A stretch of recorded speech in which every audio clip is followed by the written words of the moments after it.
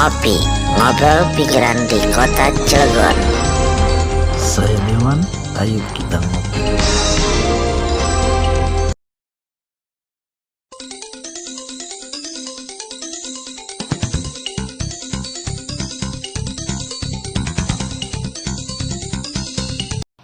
Assalamualaikum warahmatullahi wabarakatuh. Berjumpa lagi dengan saya Dede Irawan alias Dewan di acara Ngopi, Ngobrolan Pinggiran News Cilegon. Hari ini tema kita adalah mengenal sosok seseorang yang selalu menceritakan sejarah, yaitu sejarah Geger Cilegon, di mana konon katanya Geger Cilegon itu memiliki sejarah yang sangat luar biasa, merupakan perjuangan rakyat Indonesia dalam memperjuangkan kemerdekaan, dan itu satu-satunya di Indonesia, konon kata beliau. Tetapi banyak teman-teman yang membaca profil beliau, melihat di media-media, tetapi bertanya-tanya siapakah beliau, apakah beliau hanya menghayal, dan lain sebagainya. Untuk itu kami News Cilegon menampilkan beliau dalam acara Ngopi Ngobrol Pinggiran News Cilegon bersama Bambang Irawan. Ini Bambang Irawan, namanya sedikit sama dengan saya. Selamat pagi Pak Bambang. Selamat pagi Kang Ya, Dede. Pak Bambang, COVID-19. Iya, COVID-19 mudah-mudahan berlalu ya. Iya. Pak Bambang, ini kawan-kawan News Cilegon bertanya-tanya. Iya. Pak Bambang sering muncul di media, sering menceritakan sejarah. Sebenarnya Pak Bambang ini dasarnya apa kok bisa menceritakan Geger Cilegon? Terus Geger Cilegonnya berbeda katanya ya. Iya, ada Iya. kan Geger Cilegon ini versinya banyak Pak Bambang. Ada versi A, B. Nah, ini versi Pak Bambang. Nah, dari mana sih Pak Bambang bisa melandaskan bahwa itu cerita itu adalah benar gitu? Jadi begini, sebetulnya cerita Geger Cilegon itu memang sebetulnya tidak berbeda-beda sebetulnya. Ya hasil dari penelusuran saya. Iya. Tidak berbeda-beda. Hanya mereka kebanyakan orang lah, mungkin barangkali kalau saya menyebutnya cuma saya sendiri yang mereka ngambilnya dari tulisan orang lain. Awalnya dari sini ya, ini kira-kira ini aslinya. Ini buku awal. Buku awal ya. Ini awalnya tidak diedarkan di Indonesia. Makanya orang luar negeri kenapa maju-maju? Karena mereka semua lebih dulu Mengenal sejarah gitu. Ya. Maju. Bukan cuma sejarah Geger Cilegon aja, termasuk Wali Songo. Orang luar negeri dulu. Ya. Iya, kita mah baru kemarin kenal Wali Songo. Iya, kita baru kemarin ini. Artinya sejarah itu diceritakan di luar negeri terlebih dahulu sebelum di Indonesia. Yang mengambil membangun karakter jiwa dari sejarah itu kan jiwa ya, harus menjadi jiwa, menjadi jati diri. Jadi kalau sejarah cuma sekedar sebatas mata pelajaran di sekolah nggak penting, nggak penting. Misalnya tahun berapa Majapahit berdiri, misalnya tahun berapa Indonesia merdeka, nggak penting. Yang penting bagaimana sejarah itu menciptakan karakter sebuah bangsa, karena ini kan dari pendidikan sekolah. Anak SD harus pertama kali mengenal sejarahnya sendiri, maksudnya bukan mata pelajaran sejarah, tetapi sejarahnya sendiri itu harus dikenal sehingga dia tahu dirinya siapa, dan itulah jati diri. Kenapa bangsa-bangsa lain lebih dulu maju dari kita? Kenapa itu? Karena mereka lebih dulu membaca. Sejarahnya apakah punya mereka sendiri atau Punya, ya kalau Wali Songo tentu punya kita. Tetapi siapa yang menikmati dan mengamalkannya? Ya. Artinya di luar akidah ya, di luar ya, bukan itu. Karena itu persoalan lain. Sholat, zakat itu persoalan lain. Justru itu yang selalu jadi di kita menjadi pokok utama dan menjadi keributan. Betul. Ya. Kita itu nggak habis-habis membahas itu. Ini sama ini beda, ini sama terus. Apa yang mereka pelajari dari sejarah kita? Karakter, jiwa, Semangat juang. jiwanya. Karena apa-apa yang diajarkan, taruhlah saya sebelum kesini ya, yang diajarkan oleh Wali Songo itu apa sih? Sebetulnya suatu perilaku hidup, perilaku. Itu. Artinya ketertarikan Pak Bambang dalam sejarah adalah bagaimana meningkatkan jiwa semangat teman-teman semua. Ya, memang awalnya saya nggak berpikir ke situ. Awalnya saya mempelajari sejarah Geger Cilegon gitu awalnya. Kenapa Bapak tertarik? Kebetulan memang karena Geger Cilegon ini artinya kalau untuk orang Cilegon ya sering dibicarakan, sering disinggung-singgung gitu. Ya. Dan identiknya sama Ki Wasid. Ya bahkan sekarang sudah banyak lupa Pak Bambang tentang Geger Cilegon. 133 tahun yang lalu Pak Bambang sudah banyak yang lupa. Nah ini Pak Bambang adalah orang satu-satunya yang selalu konsisten untuk menceritakan sejarah. Nah ini yang kami pertanyakan. Bagaimana Pak Bambang dan untuk apa sih sebenarnya Pak Bambang? Justru karena sejarah inilah sebetulnya saya menjadi semangat itu. Karena kalau dilihat dari basic latar belakang pendidikan, saya cuma sekolah STM dan itu pun mesin. Jadi nggak ada kaitannya sama sejarah kan gitu ya. Betul. Jauh dunia saya gitu. Justru saya tertarik mendalami sejarah itu setelah membaca buku Geger Cilegon gitu ya. Ya judul aslinya kan sebetulnya nggak ada, istilah Geger Cilegon itu sebetulnya mah nggak ada. Oh nggak ada. Apa judul aslinya Pak Bambang? Itu hanya dongeng-dongeng turun-temurun aja. Judul aslinya itu Pemberontakan Petani Banten. Pemberontakan Petani Banten, iya 1888. Sebetulnya ini kan karya siapa Pak Bambang? Profesor Dr. Sartono Kartodirjo. Ini memang bukan mau diedarkan di Indonesia gitu. Tapi ini sampai ke Indonesia, sampai ke Pak Bambang gimana? Akhirnya diterjemahkan. Pada itu pun baru tahun 1984. Tetap terlambat juga. Kalau orang luar negeri sudah duluan. Sudah mungkin 20 tahun sebelumnya sudah membaca. Ya, sekitar tahun 60-an lah kalau orang luar negeri. Kalau Pak Bambang selain Pak Bambang hobi suka membaca, kemudian apalagi membaca sejarah, Pak Bambang ada keturunan daripada pejuang-pejuang Geger Cilegon? Ya, justru awalnya itu karena saya itu sebetulnya tadinya saya tidak mau membuka itu, tetapi mungkin inilah waktunya. Ya. Karena kami bertanya-tanya nih, mungkin teman-teman News Cilegon bertanya-tanya, siapa sih Bambang Irawan? Kok mau cerita? Kok bercerita? Apakah ini cerita hayalan? Turunannya siapa sih? Gitu loh. Apakah ada sangkut pautannya dengan Geger Cilegon? Ini pertanyaan-pertanyaan ini nyangkut. Bahkan yang membaca, yang komen-komen, embuh apa? Cerita hayalan lah gitu kan. 133 tahun yang lalu Pak Bambang belum lahir dan kemudian menceritakan yang itu ceritanya berbeda. Apakah ini karangan bebas Pak Bambang? Nah, ini pertanyaannya. Nah, pertanyaan siapakah Pak Bambang ini? Sosok beliau ini keturunannya siapa?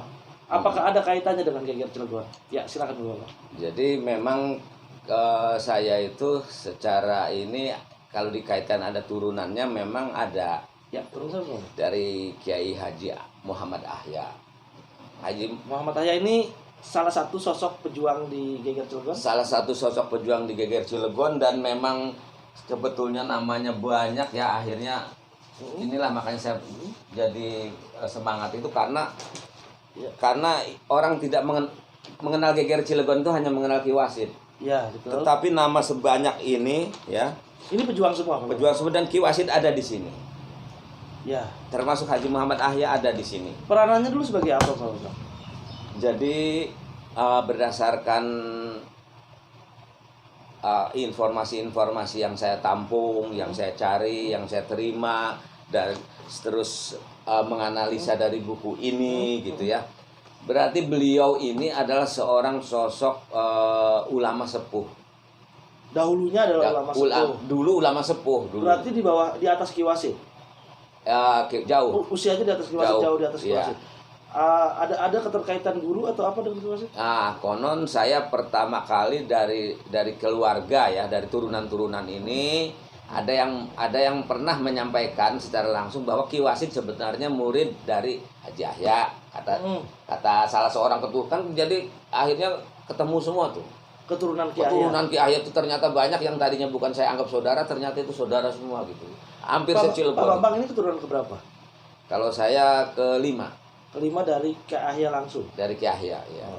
Pak Bambang, tadi akhirnya saudaranya banyak dan berkumpul dan menceritakan satu-satu tentang sejarah Ki Ahya.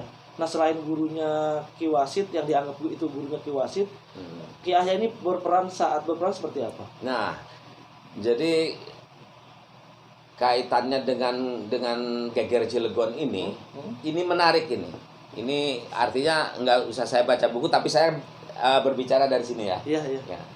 Jadi Geger Cilegon itu sudah direncanakan matang sejak tahun 1800,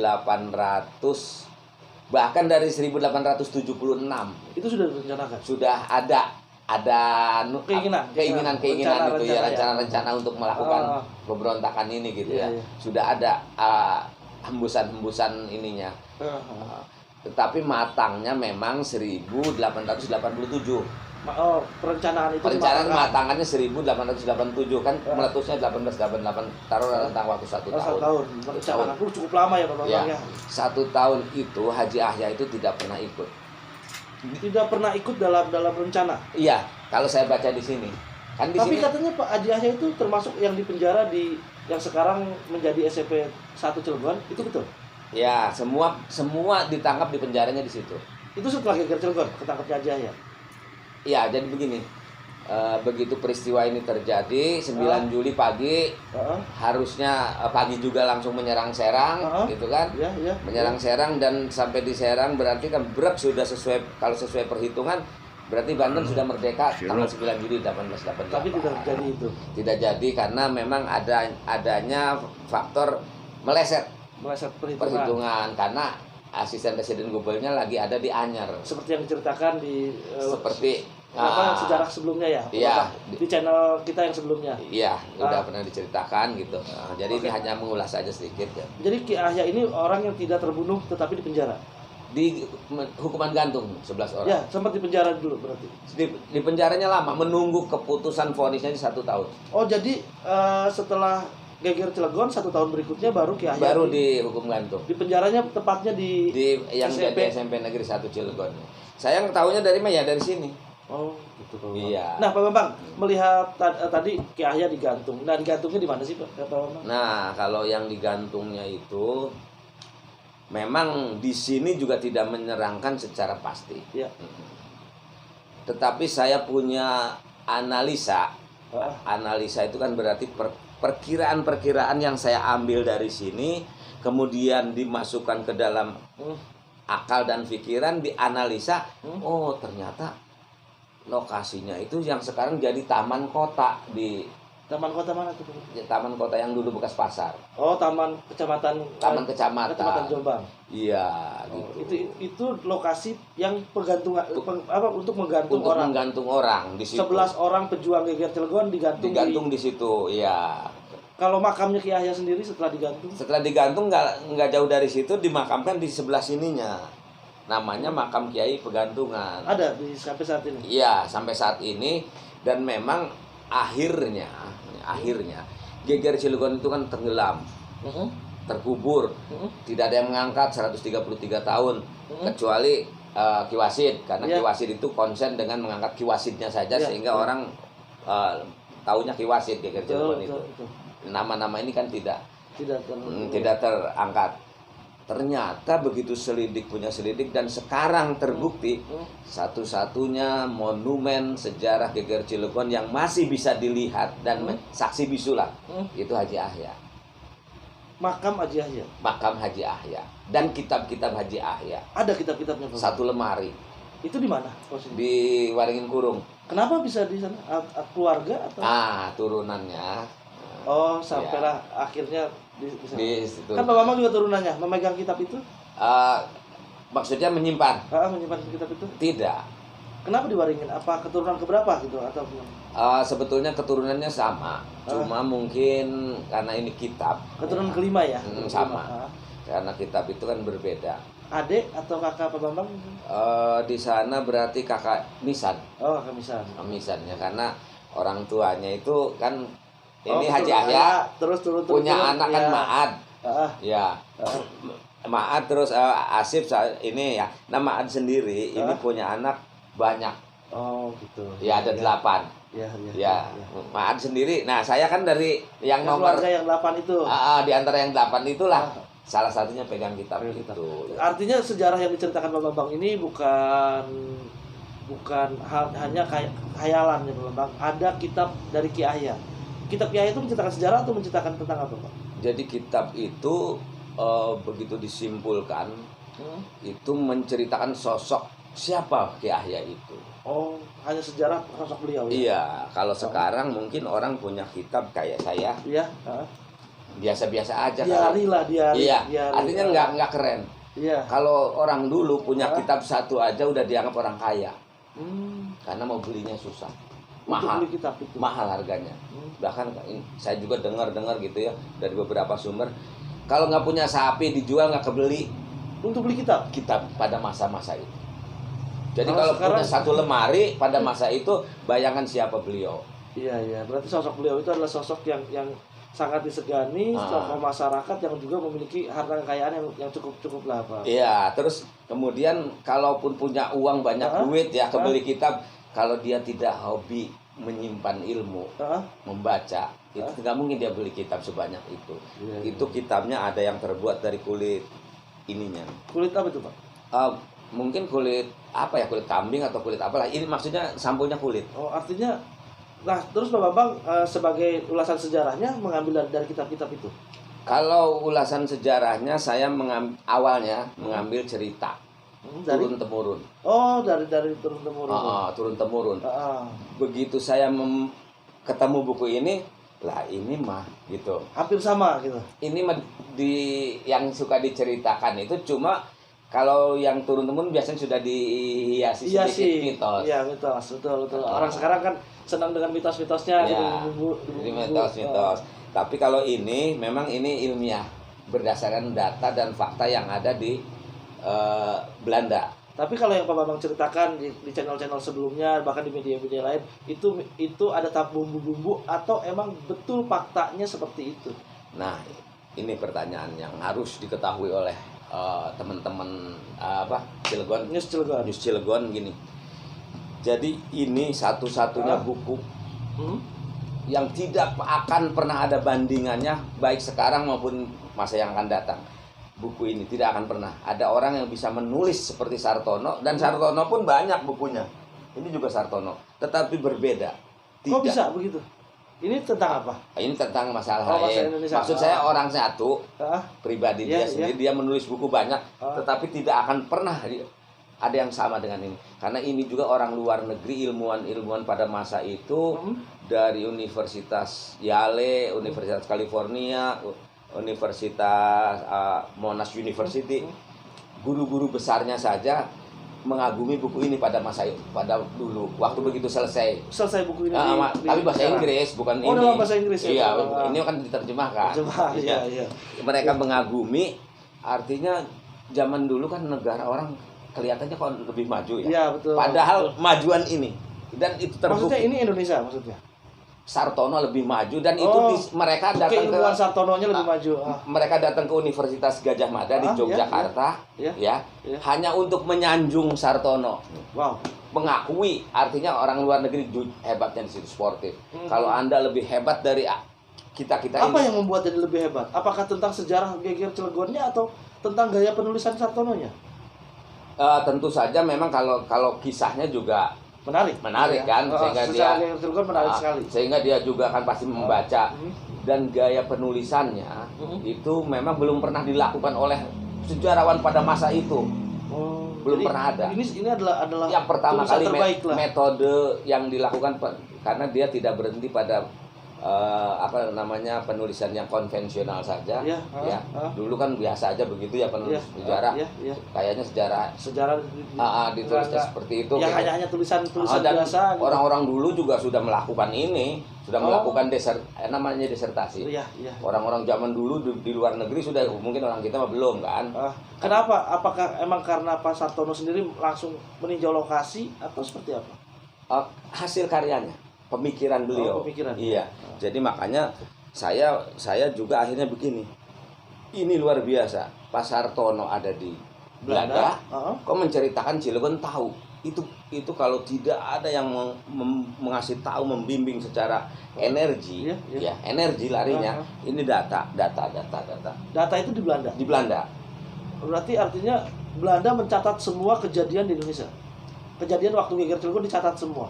Justru kalau peristiwa geger 9 Juli 1888 yang kemudian lebih dikenal dengan istilah geger Cilegon, itu data yang paling lengkap Di Belanda. di Belanda. Indonesia tidak punya catatan. Tidak punya. Sehingga Pak Sartono mengambil literasinya dari sana. Dari sana. Dan saya yakin Pak Sartono itu orang terpilih untuk melakukan itu. Iya, ya pasti. Ah, Kalau nggak terpilih nggak mungkin Bang dia bisa nulis. Iya, maksudnya terpilih oleh energi. Ya. Kita ini kan hidup di alam ya, ada energi yang menggerak-gerakan. Ini juga kesini kan karena ada gerakan, Betul. ada yang menggerakkan gitu. Jadi energinya itu kenapa yang memilih Sartono? Nah, ternyata benar orang luar negeri saja, guru-guru besar dari luar negeri mengagumi hasilnya ini. Nah, Pak Bambang berarti artinya semuanya bukan karangan tetapi dari buku. Tetapi kan kemarin ada tambah-tambahan itu. Nah, tambah-tambahan seperti halnya makam Ki Wasit kan nggak dijelaskan. Nah, Pak Bambang menjelaskan makam Ki Wasit di salah satu tempat di kota Cilegon, ada juga di sini. Nah, ini Pak Bambang untuk mengambil itu dari mana? Apakah itu mistik atau kan itu bisikan, kan orang sekarang nih bisikan mistik, hayalan saja, nerka-nerka. Ini sebenarnya fakta atau Pak Bambang punya apa imajinasi dari mana gitu, ya. Bang? Jadi memang kita harus percaya bahwa manusia itu hidup itu ada energi yang menggerakkan dan mengatur. Begitu juga Sartono dan dibatasi. Ini Sartono sudah luar biasa, bahkan menyebut ini pusaka bagi saya. Tetapi ada keterbatasan. Misalnya di mana makam Ki Wasit, tidak ada di sini. Nah, Pak Bambang kan pernah bercerita tuh dengan teman-teman semua, dengan kadang-kadang kalau bercerita ada di makam Temenggung, kemudian ada lagi yang bilang ada di depan Semi yang kemudian dipindah sekarang ke yayasan. Ada juga yang karena meninggalnya 11 apa 12 tuh pejuang yang 11. di sumur. Oh, yang 11, di sumur 11 juga ya. 11 pejuang yang di sumur, kemudian kata Pak Bambang dibawa ke sini dan dimakamkan di Temenggung. Nah, ini kan nggak ada di sini. Nggak ada di sini. Pak Bambang itu ceritanya dari mana gitu? Bisa dapat itu dari mana? Gitu loh. Versi yang punya Pak Bambang yang ada di makam Temenggung. Ini versinya dari mana? Baik, sebelum saya jawab Temenggung dari mana hadir Temenggung, saya lanjutin lagi sedikit lagi. Jadi Sartono itu menulis buku ini di Belanda, tetapi dia menceritakan Cilegon. Saya kagum, kok tahu ini penjara, lari ke situ jadi ke rumah Dumas. Penjara itu yang SMP Negeri. SMP Negeri. Kalau rumah Jombang maksudnya? Rumah Jombang tahu. Rumah Jombang itu apa? Maksudnya ini ya, apa namanya, Gardu. Gardu Jombang. Gardu Jombang ya. Jombang Gardu sekarang Jombang Gardu. Jombang Gardu gitu. Kok bisa tahu begitu ya? Nah, tapi itulah kelebihan saya. Maksudnya? Begitu saya baca buku, Sartono hanya tahu namanya aja. Tetapi di mana itu kan Sartono nggak tahu. Oh, gitu. Karena dia nulis di Belanda, bagaimana mau tahu? Tapi dia orang Cilegon bukan sih sebenarnya? Bukan. Orang Jawa. Oh, dia nggak pernah tahu Cilegon? Enggak. Oh. Ini kan datanya di Belanda. Iya. Itu luar biasa. Bikin di Belanda, nulis tentang Cilegon. Makanya saya wajar Sartono tahu ceritanya, tapi lokasinya tidak tahu. Kalau Abang punya kelebihan tahu Kalau lokasi. saya kelebihannya bukunya saya baca, berarti kan ilmunya Sartono sudah di saya. Ini buku ini, Tapi lokasinya, kalau rumahnya Dumas mana, ya kan? Rumahnya asisten residen di mana lokasinya? Terus rumahnya, terus gedung kepatihan di mana. Pak Bambang tahu lah itu. Dan itu saya semua pernah menginjak, termasuk penjara itu saya pernah menginjakkan kaki di situ walaupun sudah tidak ada atapnya. Oh, dulu SMP 1 itu penjara, masih bentuk penjara. Masih bentuk penjara. Pak Bambang kelahiran tahun berapa, Pak? Saya 60 waktu itu, sekitar tahun 67 atau 68 kan saya sudah keluyuran kemana-mana. Iya. Masih remaja lah, masih anak-anak. Masih anak-anak tapi makan naik kereta ke ini gitu, Merak segala, padahal masih anak-anak gitu ya. Iya. Nah, makanya saya mungkin masuk ke situ, itu kan udah berupa pohon-pohon pisang. Oh, mistik tuh. Artinya di dalamnya itu udah tahun tumbuh pohon pisang gitu.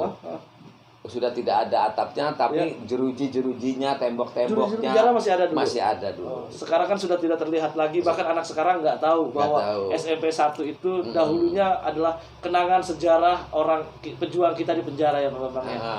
Dan sekarang pendidikan harus tetap semangat karena dulu pun orang-orang yang di penjara di dalam penjara itu semangat untuk berjuang kemerdekaannya Pak Bambang ya. Ya, kita tadi nyambung pada pertanyaan yang awal. Haji Yahya itu apa? Kok nggak ikut ya kan? Rapat tuh nggak ikut, nggak pernah ikut. Kenapa? Karena ini analisa dan informasi-informasi. Karena ini Kiai Sepuh itu di rumah aja. Ustadz yang sudah dituakan. Iya, yang sudah dituakan. Akan tetapi ada informasi katanya itu Haji Wasid itu muridnya. Muridnya. Iya. Jadi artinya itu Pak Bambang menceritakan ini adalah sejarah Geger Cilegon itu berdasarkan informasi yang didapat dari keturunan-keturunan yang didapat dari ini. Kalau Haji Wasid murid kan nggak ada di buku ini. Iya, nggak ada. Jadi dari luar informasi ya. Informasi kebetulan saya juga ketemu dengan cucunya Ki Wasid gitu ya. Pak Haji Asep? Bukan, bapaknya. Bapaknya Pak Haji Asep. Dulu waktu pertama kali menelusuri. Karena kan saya telusuri dulu. Ngobrol, ya entah memang secara kebetulan atau tidak terucap itu. Jadi Haji Wasid itu punya guru namanya Haji Yahya katanya. Saya ingat itu. Apakah itu ya memang berarti kan disambungkan ke situ, berarti meyakini saya bahwa Haji Yahya itu murid Haji Wasid itu murid daripada Ki Yahya gitu. Walaupun di sini tidak ada. Ini detail, segala macam diceritakan. Tapi ada beberapa yang tidak ya, Pak. Ada beberapa yang tidak, termasuk kenapa di sini diceritakannya cuman mau menjelang itu rapat di Jombang Wetan dengan adanya arak-arakan, tetapi di sini tidak menceritakan Haji Yahya itu siapa. Oke, Pak Bambang. Mungkin teman-teman Cilegon sudah tahu nih siapa sosok Pak Bambang. Pak Bambang adalah keturunan daripada Ki Yahya, salah satu pejuang yang konon katanya masih dalam cerita daripada keturunan yang lain adalah guru daripada Ki Wasid. Ya. Dan sekarang ini Geger Cilegon bukan hanya Ki Wasid, tetapi banyak keturunan-keturunan lain. Banyak dan mulai sekarang mulai diangkat keturunan Ki Ismail dan lain sebagainya. Teman-teman jangan terus kita harus semangat terus melihat sosok-sosok beliau yang setelah berjuang memerdekakan negara ini, bahkan kota Cilegon menjadi seperti sekarang. Teman-teman perlu diketahui bahwa selama ini Geger Cilegon di kota Cilegonnya sendiri sudah mulai tenggelam. Sejak itu tidak ada peringatan-peringatan haul-haul tentang Geger Cilegon. Tahun ini katanya ada cerita akan diperingati. Insya Allah mudah-mudahan, karena saya juga dengar ya. Karena awalnya ini untuk mengenang para pahlawan. Ini, berapa jumlah pahlawan yang di kalau yang ini kan yang tertulis oleh saya semua yang tertulis ini berapa? Juga ini belum semua, tetapi sekitar ini aja udah saya hitung 122 orang. 122 orang. Ini belum semua. Yang ikut berjuang itu jenderalnya atau emang semua prajurit? Dari jenderal termasuk prajurit semua ini mah. Iya, semua. Bahkan nanti di sininya juga masih ada total lagi 94 orang, tapi katanya udah diverifikasi terbaru itu jadi 90 orang. Itu yang dijual. Yang dibuang. Menarik tentang peringatan Geger Cilegon. Tahun-tahun sebelumnya Cilegon berjaya, tidak pernah ada peringatan Geger Cilegon. Kemudian saat ini ada peringatan. Ini ada muatan politik atau hanya sebatas perjuangan teman-teman yang ingin memperjuangkan Geger Cilegon ini belum baru kali ini gitu tuntasnya gitu. Nah, itu gimana Pak Bambang? Kalau bagi saya ya, Geger Cilegon tidak akan bisa pernah dipolitisir. Nggak bisa. Walaupun orang mencibir saya, dari pertama kali saya bangkit, udahlah, sampai sekarang pun masih. Apalagi menjelang pilkada kemarin, waduh, udahlah kata. Tetapi saya yakin tidak bisa kalau Geger Cilegon. Artinya itu emang belum waktunya saja Geger Cilegon belum waktunya diperingati, dan itu memang harus melalui perjuangan yang berat. Bukan karena sekarang wali kotanya keturunan salah satu pejuang juga, bukan?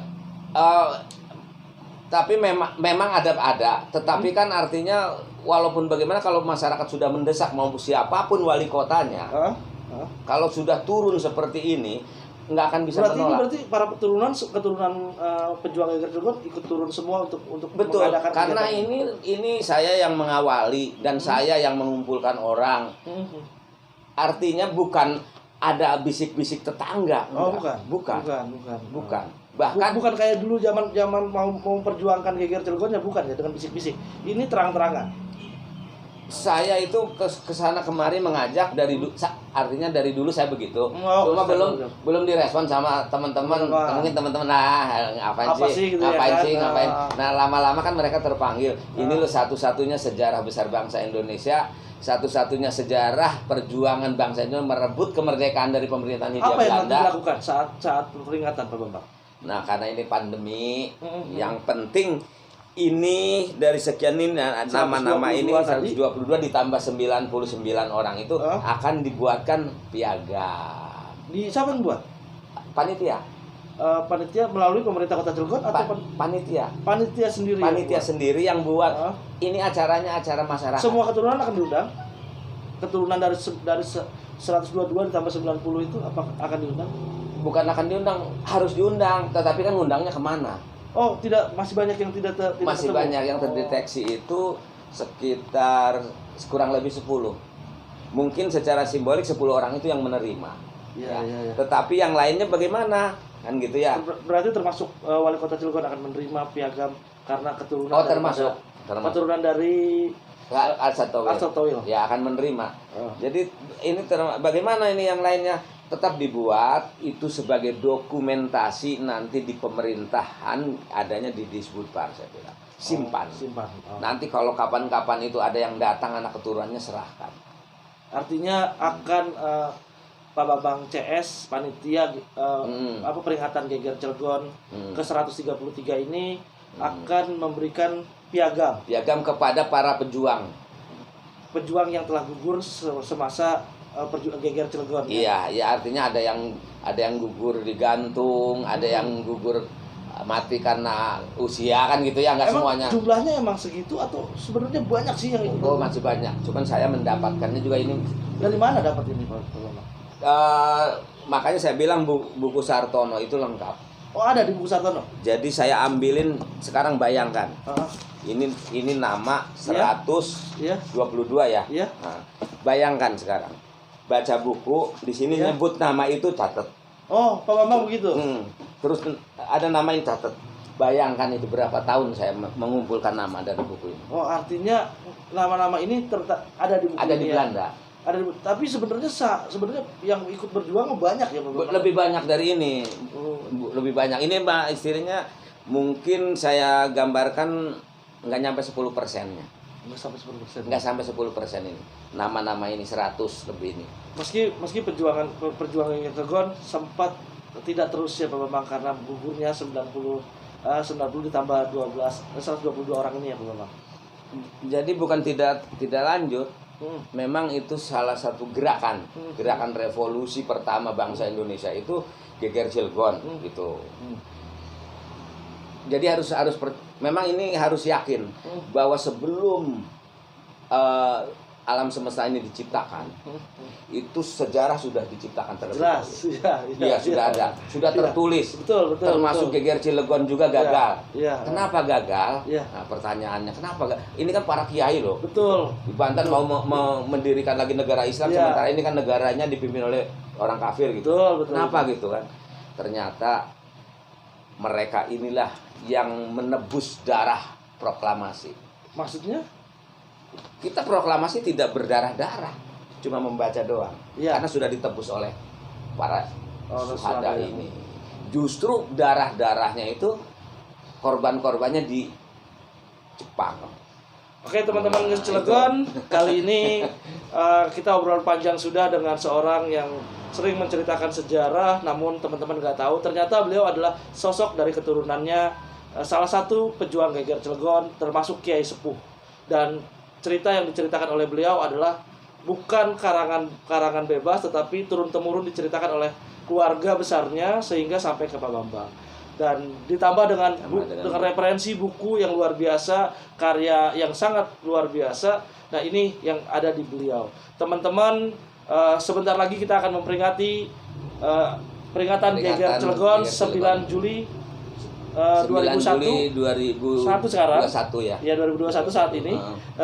Dari tahun 1821 Artinya 133 tahun kita menikmati kemerdekaan hasil perjuangan daripada beliau yang syuhada. Kita sama-sama berdoa kepada beliau yang telah syuhada, semoga beliau menjadi Amin.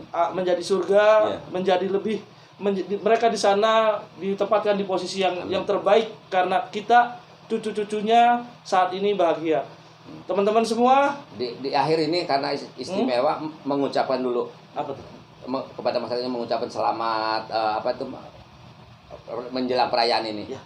Mengucapkan, saya juga nanti mengucapkan gantian Ah. karena ini acara spesial nih menjelang ini. Jadi teman-teman, kami dari News Cilegon mengucapkan perjuangan terus, semangat juang untuk terus peringatan. semangat juang terus Untuk peringatan ini. di semangat juang terus ditingkatkan dan terus semangat untuk membela kota Cilegon. Peringatan Geger Cilegon 133 tahun. Semoga semua yang meninggal, yang berjuang menjadi syuhada. Al-Fatihah buat mereka-mereka. Terima kasih. Pak Bambang silakan.